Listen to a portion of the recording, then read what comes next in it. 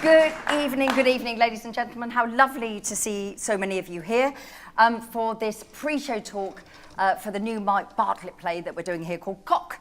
I am delighted to be welcoming Kate Hewitt, who is making her CFT debut. I am still Kate Mosse. This is not my debut. I've been here really once too often, probably, for most of you. But anyway, I'm going to keep persisting.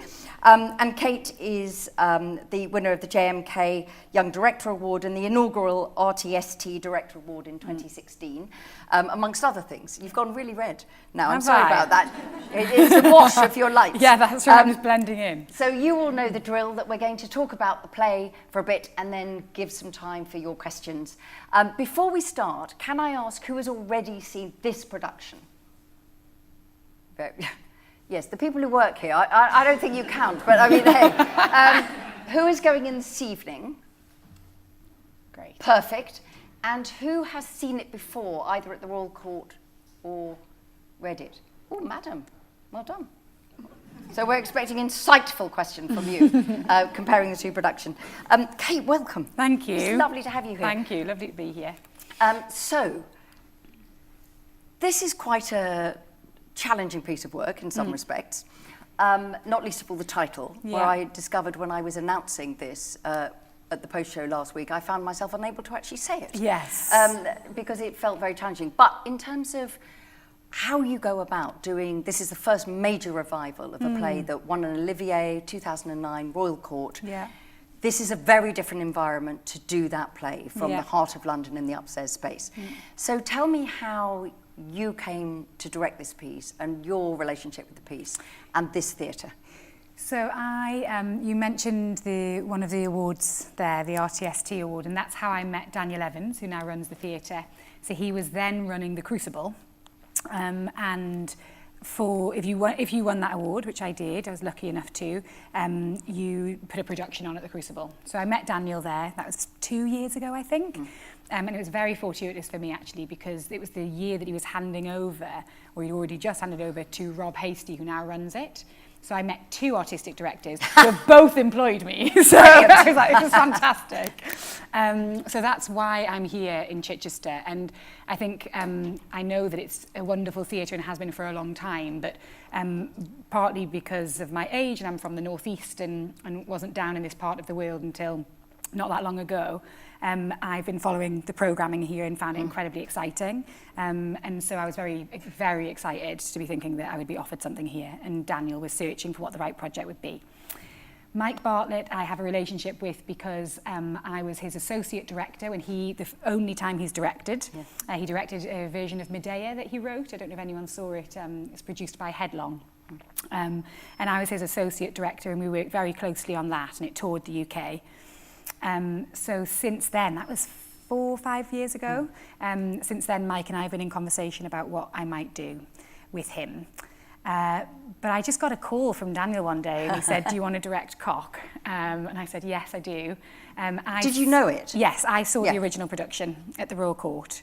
And that's tricky. Doing a revival of something you've seen the original production of, this is the first time I've had to do that. And there's something about trying to remove the first impression of it. In a way, not remove it, because actually you learn stuff about the play when you watch it the first time. And I wanted to stay with the impressions from 11 years ago, but not go back. I didn't want to look at any images of it again. Right. I wanted to just think how I remembered each of those characters in that space. So you just sort of carried it there rather than here. Yeah. And then leave that alone and then read it afresh. I mean, I read it immediately again as soon as I'd spoken to Daniel. I knew straight away I wanted to do it. Read it again, loved it. Just to ask, I mean, for all of us who are, well, forgive me, but mostly not directors, what is it that makes one thing sing for you and another thing like, you know, is it about what you think you can bring to it, or? I think the first production was absolutely brilliant, but I also remember feeling like some of the choices that were made just in relation to how the characters were portrayed. I remember feeling that my feeling was that it was slightly different in the actual text. I sort of had a different imagined picture of it, because back then, I think you still do at the Royal Court, you get the play as your programme, and I read it before I watched it. And so I was like, my director's vision of it was different to what I saw. Right. So I was like, oh yes, I remember thinking, I know how this should be. It's a really arrogant director thought. But I had, if you have a strong feeling about a play and you've got a vision for it, and you want to jump on it.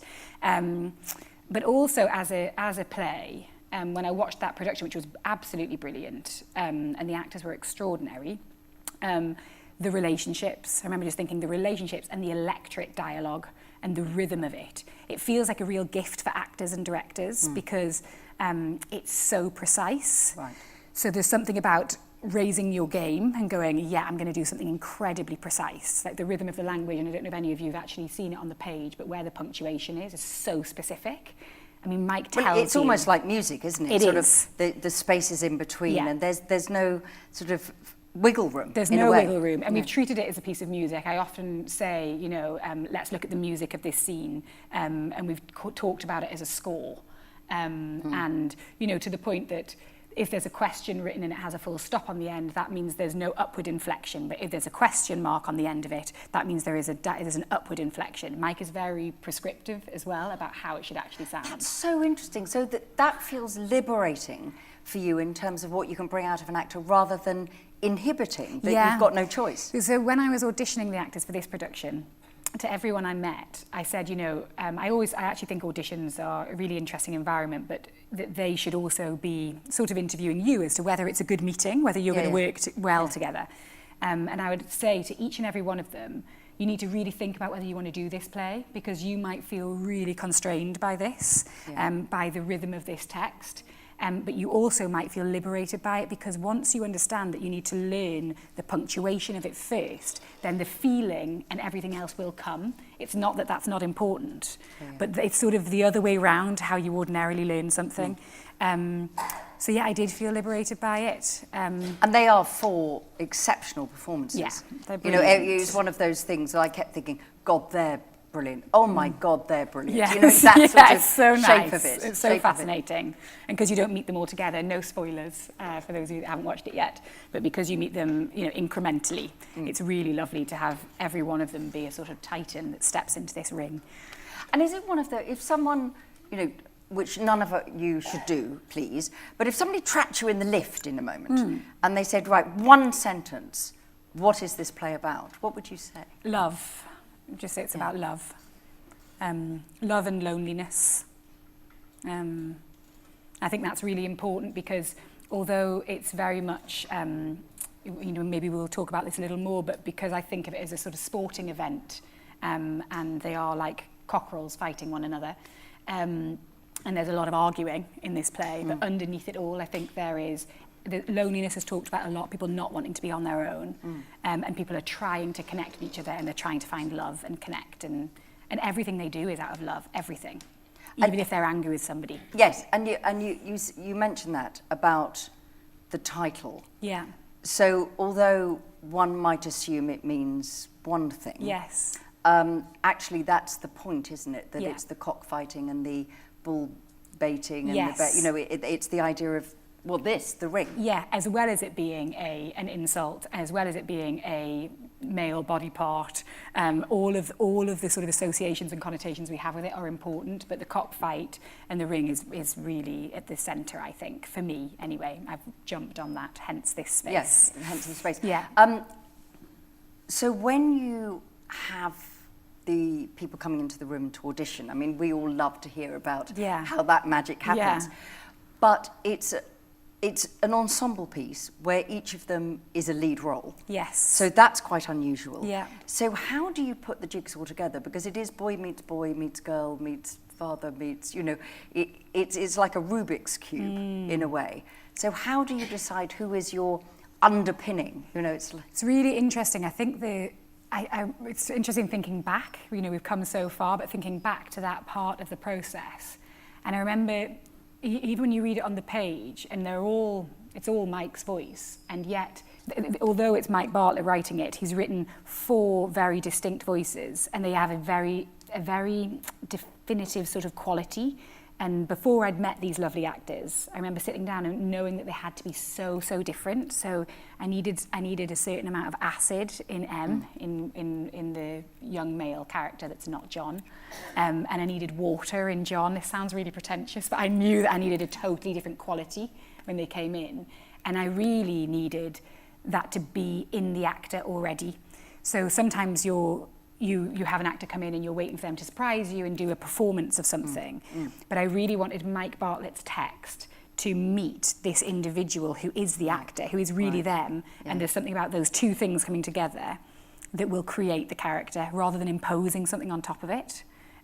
Which is the first time I've ever had to work like that. So it's quite so I really was meeting the person, the individual, and then hoping that they could deliver the technical requirements of Mike Bartlett's text, and then if they could, then it would really sing. It's also quite hard. It's quite a hard text to deliver. Yes. So a lot of actors couldn't do it. Yeah, of course. And I thought that would be a lot of work. And these guys came in and they could really do it. I mean, it is... like those of you who've seen it, I think would agree, and those of you who have the pleasure to come, it felt like eavesdropping on somebody's sitting room. Yes. It didn't feel like actors at all. So with the fact that the others are called M, W and F, this presumably is because they are satelliting round John, they're orbiting round him. Yeah, I think that's right, and they are, and also I think John is called John because he's an everyman in some sense. And yet he is the only one with a name, he's the only one with a character. Without spoiling too much, he talks about, there's a moment in the play when John says, everybody else has a character, but me, I don't know who I am. And it's fascinating that actually the play, he's the only one who has a character name, and the others don't have one. So it's that sort of reflective mirror. And I mean, I'm fascinated that you say the play's about love and loneliness. There's also, of course, a very strong sense of sexuality and fluid sexuality and gender, and a lot of comments about that. It seemed, given when it was written, 2008, 2009, it seems extraordinarily contemporary to now. So can you say a little bit about that side of things? Because I know that when it went off Broadway, Mike Bartlett made quite a lot of changes to it and then has come back and kind of stripped the text back to where it started. Yes, that's right. He's gone back to the sort of rawest form of it. In relation to, I mean, I remember when it came out at the Royal Court, it was very much referred to as a gay play. That was the sort of dialogue around it. And I feel like the reason I think it's about love as well is I think it's more than that. But of course it is about categorising people and wanting to put people in boxes and understand what things are. And the fear that we have around accepting, I think, that human beings are fluid and amorphous creatures who might shift over time. Mike wrote it when he was in Mexico. And he was out there writing another play, and he wrote this for the pure pleasure of writing. He'll be here in a couple of weeks, and I think some of you might hear him speak, so I won't say too much. But he was staying in a part of Mexico where it was a very gay area, and a lot of cross-dressing and some transgender people in this very small community, and he wrote it in the mornings, and he wrote it very, very quickly, and it was inspired by that environment, which I think is really fascinating, and it's also so London at the same time, which I sort of love that, I think that often happens, that writers can write brilliantly about where they're from or back home when they're away from it. Yes, exactly. But I think the conversation around gender and also around sexuality, which is what this play is about, is right at the fore. I think, we've started to talk about it more and more and more. I don't know, I mean, I sort of feel like there's a moment in the play, gay, straight, words from the 60s, that made up by our parents. And I think that now we just have more words. We're as obsessed with categorising people and knowing what people are. We just have more categories. More of them, more categories. I think we do. So do you think it's a generational play in that younger people are more likely to sort of see this as just how it is and older people won't? Or do you actually think that the quality of the writing and the performances actually transcend that, the sense of expectation, I suppose? I think that it does. I think it does transcend it. It's interesting in terms of the different generations watching this play. Because there is a lot of swearing. There is a lot. And so for, you know, and I know in America in particular, you know, we've all sat in auditoria in America where every time somebody swears, the person in front of you goes, oh, yes. God, and because they are freaked out by swearing. But, yes. but here, this is a sophisticated audience. But at the same time, do you think that level is a barrier to people engaging with the play, or do you think it's just so beautifully done that it I think it's so beautifully done that you accept it. I mean, I would hope, I sort of feel like it's my responsibility, and hopefully I've done a good enough job, that the drama that's happening, and I feel it's incredibly incredibly active play, where people are always doing things to each other. That's also why there's very little, there's no props and there's very little set. That it's so alive that actually there's something happening, like a sporting event. Like if there's a good football match, you can't not look at it. If there's a good tennis match or whatever your sport is of choice, you have to lean snooker. You have to lean in. You know, you have no choice. And I sort of think that it's so beautifully done and so brilliantly performed that that's what happens, and therefore you accept that there are many uses of the F word. In America, Mike, when it went there, he took them out thinking they wouldn't be able to handle it. Also because they had to call it cockfight in America. And then he found they could handle more than he thought, so he put some back in. Right. And then now we've gone back. Then there was a version that was for the Royal Court, which had some taken out. But actually, he's given me the version which is the purest form. It's the one which he wrote most freely. And I love Mike's other plays, but I think it's really exciting, and I think it shows that this is the play where he feels most free. He just has written it, and why would I want to edit it? Because there's something so electric about it and alive, and the swear words are not, these characters are doing things to each other all the time with these words, and that's all they've got. They've got nothing else. They've got nothing else. And there's, the thing that I felt, I didn't see it at the Royal Court, was that the words are not ugly. That's not the point of them. They are part of punctuation. That's right. Between and part the of the rhythm. Yeah. And it's the rhythm of the text that does something to the other person. So they speak in very specific rhythms in order to do something to the other, you know, to seduce, to educate, to whatever it is. To provoke. There's a lot of provocation. There's a lot of provoking. Yes. But the other thing that is really exceptional, and again, this is not spoiling anything, I hope, for people who are going to see it this evening or later, is that it's not simply that there are no props and there's no, there's no chaise longue or any of these sorts of things, but it's actually in terms of the things that they are doing with one another, they don't act a lot of that either. No. Do you want to say a little bit about that sort of no mime? That was his instruction, wasn't it? Yeah, no mime. Because I suppose I feel like there are no props and no chaise longue and no mime, because we're not watching behavioural studies. I'm not watching characters at home doing their thing. All we're interested in with this play is what you're doing to the other person, and you doing it through language. And yet there are physical things that happen in the space. It's a very physical show, I think.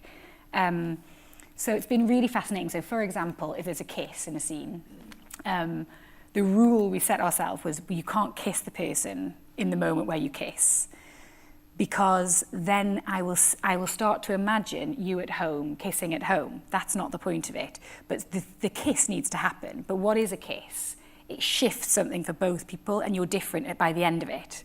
And there's something about the imagining of what that kiss is and feeling the shift once it's happened, and then how the text changes and their bodies change as a response to it, that feels so electric. And I think it's because it's not naturalism. The text is not naturalism, it's heightened. Yeah. So if I got into sort of naturalistic engagement with one another physically, it would somehow be reductive of the text. In fact, I mean, it's happened all the time in rehearsals, because naturally these lovely bloody actors, they think there's a kiss, they go and kiss each other. And I'm like, stop! It was important to do as part of the process, that they actually felt like what that was like for real, and then for us to go, but that's not what we're doing here. Actually, we're sort of, it's a heightened world. It's as if the air vibrates, is what it felt like for me. And I love it. And it feels, to me, it just feels so exciting. And I was watching, Mike was here last night, the writer, and we were watching together, and if there were a couple of little moments, so since you've seen it, Kate, I think it's changed quite a bit, actually. We've stripped back even some of the physical contact.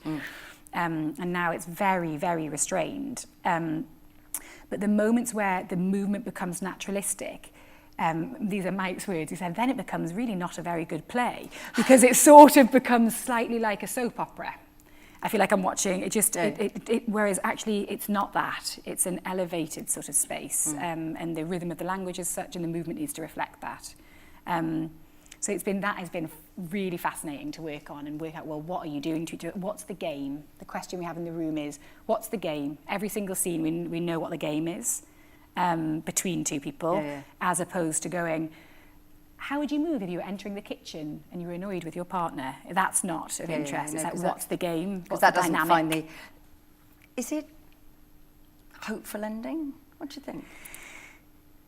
Well, everybody has a different opinion on the ending, and it is, it's very ambiguous. But do you, as the director, and they, as the actors, have they and you all got an answer to that? Or does it change every night? It changes, and with regards to what happens after the play finishes, I think we all have different ideas about that, which is fine. I sort of haven't encouraged that conversation in the rehearsal room, because we've also talked about, these characters don't exist until they step inside this red line. And when they're off, they're off. There is no other world, there's just this. And so what happens after, I think it's a wonderful thing to sort of meditate on, and hopefully you'll provoke lots of different responses from all of you. For me, I think, I'm not sure, I'm aware that the actors can hear this. Actually, exactly. I'm not going to say what I think it is. Don't answer, no. Yes. That's right. I think there should be a kind of poll. Everybody sort of said, will he choose him? Will he choose her? Will the father? And everyone has such different opinions. And Mike Bartlett has a very clear opinion on what he thinks Does it is. he? Well, I shall ask him. He's told the actors that, and he'll But did he tell them what he thinks? Yeah, he told them. And he thinks that. Do you want to know? No. Great. There we go. There you are. You see, this is sophisticated. Right. Good. Kate will be in the bar if anybody does want to know afterwards. Exactly. Before I go out for some audience questions, we've talked about the set. The first thing to say is, for all of us who are shy people, finally, finally, it's in the round completely. And this is the first time it's happened properly all the way in the round. Now, is that something that's required by Mike Bartlett's text, or is this you saying it's got to be the ring? There was when I read the play, the only way to do it, I think, is in the round. I don't think you can do it in another way. I just don't because think it can of the sort of cockfighting and bullfighting. Cockfighting, bullfighting, creating a ring where you want to be aware of the audience as well. In the same way, when you're at a sporting event, you are aware of the other audience members enjoying or not enjoying or whatever it is that's going on. So you're part of a shared experience. And Georgia, the designer, and I talked a lot about this being an environment. We didn't want to create a theatre set. It shouldn't feel like there's artifice in here. I wanted you to come in and feel like, I know you guys are probably mostly very loyal Chichester audiences, but if you had never been here before, that you might walk in and think it's always like this, it's always red, it's all red, and it's the seats on all sides. And this looks like a working floor, not the stage ready for... We wanted it to feel like, almost like this is what's underneath the other sets you've seen. If you came and saw the other shows, if you pulled it away, this is what actually is here. When I read the play, I had never actually seen a show in the Minerva by that point. I'd only been in the main house. I assumed it was in the round, so I rocked up with Georgia, the designer, and the technical team, and I was like, oh no, where are the other chairs? There has to be a seating bank down here, and they've wonderfully made it happen. But no, it feels. I think it was. Imagining if it was Pros Arch or even in Thrust. Without any set, I think you'd feel like something was missing. But when you're in the round, you don't feel like there's anything missing because you're all just part of something together and very, very aware of the other audience. Members. People are kind of now trying to trade tickets. And I felt exactly the same, but I saw it from there. And now I would like to see it from there because I would like to see the expressions that I couldn't see at certain moments. So with this sort of the red round and the lighting rig and all of these things, and don't say anything about what happens, but again, is that in his stage directions, or is that part of you and your creative team, the lighting designer, the set designer? That's me and the creative team. Yeah. So because those of you who come here all the time will have noticed that the wonderful front of house are in red tops. Yes. And they're not normally in red tops. Yeah. So is that, again, part of the event? Yeah, I wanted it to feel like they're connected to the space, that everybody in here is connected to the space, that it's not a... and to sort of forget that you're in a theatre, but actually you're just coming to a space to experience something together. Yeah, I mean, when Georgia and I first started working, we were just sharing images of the crucible, snooker tables. You know, how do you dress a space for an event? We're like, okay, we'll dress this space for our event. We'll dress the Minerva for our event. And our event happens to be cock. And I feel like 4 people could play cock any night of the week, and they could be different people. You know, I mean, that would be a big budget. Lots of different actors. Next time. Yeah, next time. But there is something free about it in that way. So yes, that came from us. And a final question before the audience. You knew Mike Bartlett anyway. You'd worked with him. Yes. As an AD to him. Yeah. You knew you wanted to do this play. Yeah. And you had this sense of, the fluidity of those actors in terms of this is the water, all of this sort of thing. Is it the play you imagined you were going to direct? How is this production compared to where your vision of it, compared to what we now see and what you have created? In some ways it is the version of the play I imagined directing. And there is, you never know what you're going to make. I sort of I'm an over-prepper. I do ridiculous amounts of prep for every show, and I don't know whether that is good or bad. And for some shows you have to do it. I directed Frost Nixon. You've got to know about all of the American presidents before you go in the room. With a show like this, it's very personal. It's just about 4 people and their feelings and what they're doing to one another. But I prepped the script and I did all of my homework on it. And the first design, we've actually gone through a process this week. So earlier in the week, we had red gates that were kind of a barrier, railings that went all the way around the audience. And we had that for the first preview. And we came in the next day. Was it the second preview that we took them out? Monique, was it the second preview? Third they were out. Monique's my assistant director. But I knew after watching it the first time that they were absolutely unnecessary. And we needed to take them away. Because they were a barrier or because they were distraction? They were decorative. They weren't doing anything. And then Georgia and I, the designer and I, were laughing our head off because we said this was our first design. The red mark on the floor was the first thing we designed. Because it looks like a rehearsal room, obviously. I went to, and we said it can't be this easy. I went to her studio and she drew that. We didn't have this. And actually, this design is not easy. I mean, cladding the walls so that it looks like we've painted the walls red, but actually they're clad. It's a really hard design for them to achieve in a very short space of time, and putting all the seating in and making this floor look like the risers and everything about it's incredibly. It actually takes a very long time, and it's very demanding. But it was fascinating to me that actually it is the idea that we had first. So in some ways, it's everything I wanted it to be and more. But I like to think I used to be an actor when I was younger. And I love working with actors and I love human beings.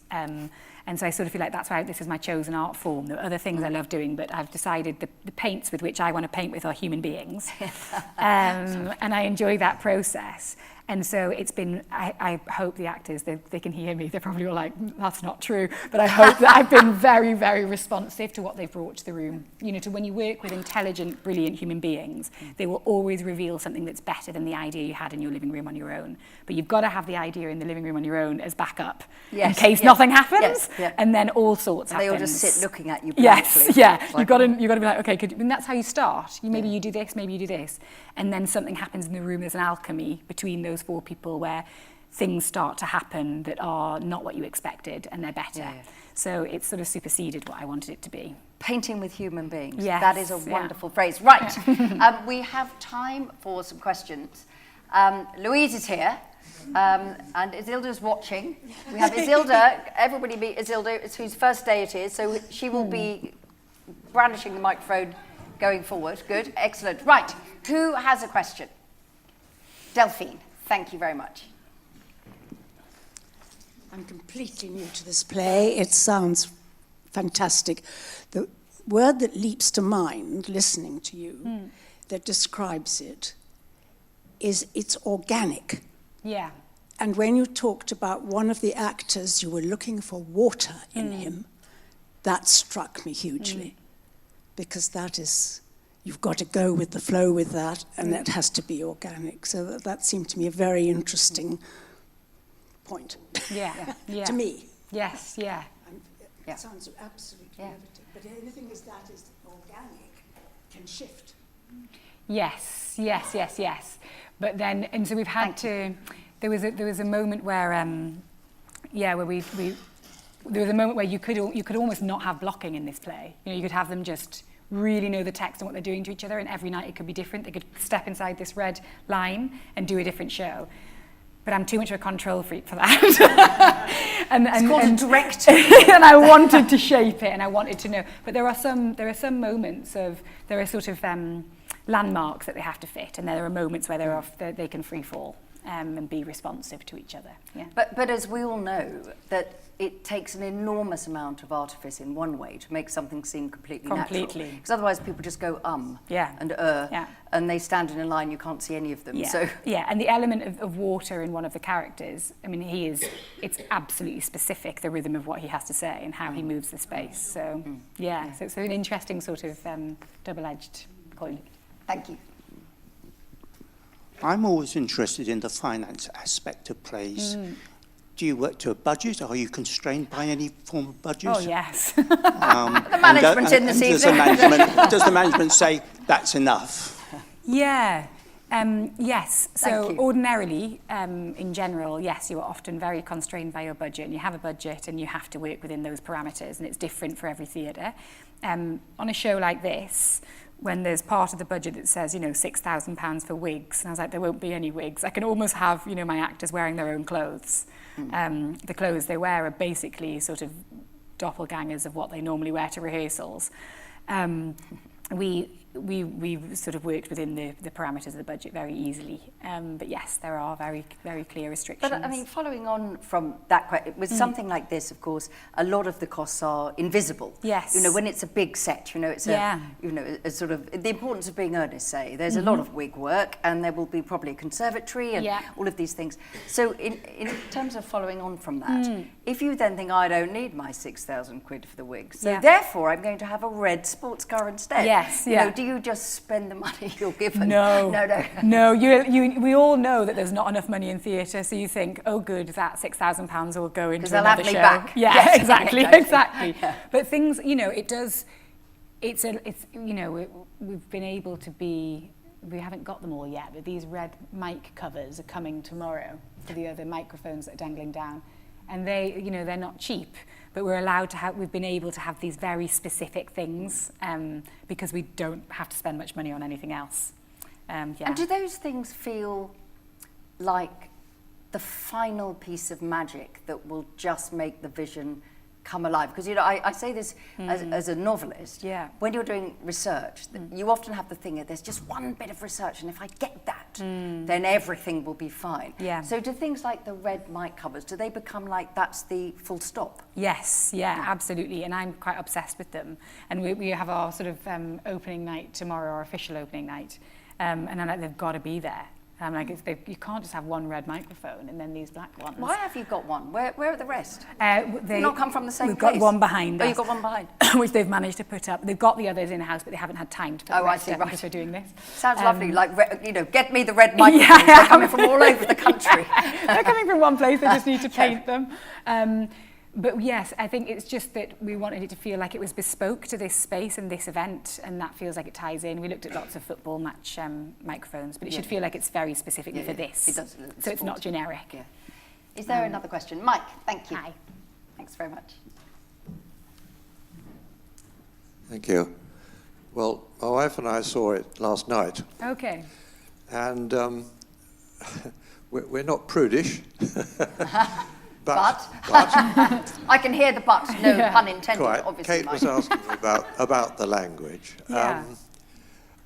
We found the extensive use of the F word in the first scene, particularly. Yes. Quite challenging. Overdone.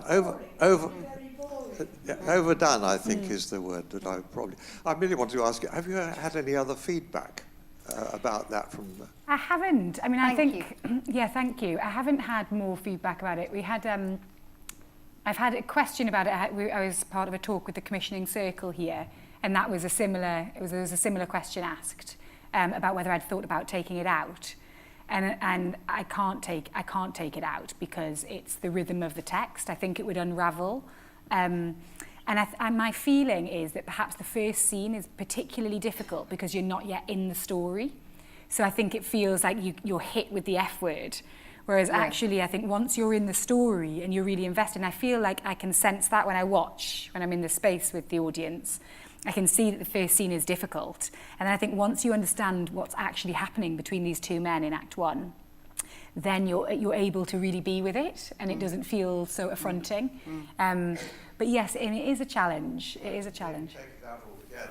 I thought it was overdone. Yeah. Several times in one sentence. Yes, that's right. But it's quite interesting because I don't know whether therefore I became inured to it, but I felt that there was a lot in the first scene, and the point was that they were in a place of anger and fracture with one another. Yeah. And then I didn't notice as much, so maybe that's quite interesting as well. I kind of got used to it, I suppose. Yeah. Yes, yeah, and it's mainly Em in the first scene, the partner of John, who swears a lot in that scene. And he uses it in a variety of ways, you know, for anger, for humour. He does lots of different things with it. But I know that it is affronting, especially at the very, very beginning. And it's such an abrupt start to the play as well. Yes, because you're kind of right in there. Just right in. Is there another question? Yeah. Philip? Yep. Sorry, Louise. Do you want me to make the joke about you not having to go to the gym today? I know, it's the usual joke. It was never funny. But hey, right. But that's the only reason why I asked the question. I'm puzzled by what I see a sense of tension in the play, because at one level it seems to be addressing one of the most sort of profound and uncertainties of life. You know, love, loneliness. Yeah. At one level there is no conclusion to love or uncertainty. Yeah. But you were saying, Kate, you're a bit of a control freak. Yeah. And I can't see how does that tension is resolved, because you're saying the language is very precise, the punctuation is highly necessary, your directorial role is quite specific, but you're dealing with something that is itself very unspecific, and particularly I'm sort of interested that over the last 10 years of the play, the context within which we all experience love and loneliness. As profoundly changing. Yeah. So, are you able to cope with that sort of ambiguity? Yeah. I mean, when I say I'm a control freak, thank you. When I say I'm a control freak, as in I over prep. I'm somebody who's very organised, etc. And yet, I'm wholly comfortable with, and I often work on plays that are ambivalent, ambiguous, fluid. Where the fact that I'm working within a company where we all have a different idea of what happens after the play ends. And that's fine. That's absolutely fine. So yeah, I am, and I'm excited by that. So I think there's a combination of being very rigorous and specific, and yet allowing that sort of shifting landscape to be there simultaneously. But yes, I love it. That's what theatre is. I mean, in a way, I can only control what happens on stage to a certain degree, because I don't go out there each night. They can do what they want, really. You know? So there's a sort of strange thing where I'm in the rehearsal room with them, or I'm with them today and here, and then I have to set them free. And I love that. And then it's theirs. It's no longer mine. And it becomes something else. It becomes theirs. It becomes yours, whoever's watching it. It doesn't belong to me anymore. So it's weird. It's almost like pre-rehearsals. It's yours. And you've got the reins so tight, and then almost like through the process of rehearsing, you're sort of letting it go eventually. And if you've got people that you trust, it's a beautiful thing. It's probably something you never imagined you'd make, which Kate was asking about. Yeah.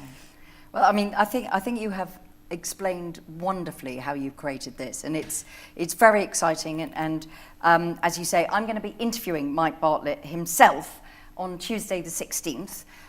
You will all know, obviously, that he's the author of King Charles III, of Albion, of Dr. Foster, and he wrote Cock when he was only 29, so it's a very early piece. So it's wonderful to have it back in the context of all the amazing things that he's gone on to do as well. Same evening, I'm doing a pre-show with Dale Rooks for the Midnight Gang over the way. So you can have 2 for the price of 1, even though you're not paying for either of them. So choose the show you come and see and come and listen to that. I'll be doing the post-show with this company on the 25th, and it's the usual deal. You don't have to have come in that night, but you can come in to listen to the actors talk about the role. And many of these questions, I think, that have been raised here will be very pertinent for the actors as well. There's also on the 27th with Professor Simon Barker, in partnership with the University of Chichester. He's going to be doing a discussion on gender and sexuality in theatre and the different ways over the period of time that these sorts of things are being represented on the stage. And finally, ladies and gentlemen, as if this was not enough, this weekend is Fun Palaces. Many of you will know about Fun Palaces. They set up and are pioneered very much by the wonderful Stella Duffy, herself a gender campaigner, LGBT campaigner, but in the spirit of Joan Littlewood, the idea that theatre is for everyone, creating is for everyone. Many of the events are already sold out. You have to just get tickets to go to them because they're workshops. But go on the website, see what's available, and do come along and create for yourselves. And that's obviously all being organised by the wonderful LEAP department. But for now, all we can do is wish you enormous luck for tomorrow night. Thank you. It's so exciting to have you here as a debut, these chairs here as a debut, Mike Bartlett as a debut, and we wish you and the company huge good luck for tomorrow night. Thank you. Kate Thanks Hewitt. very much. Thank you.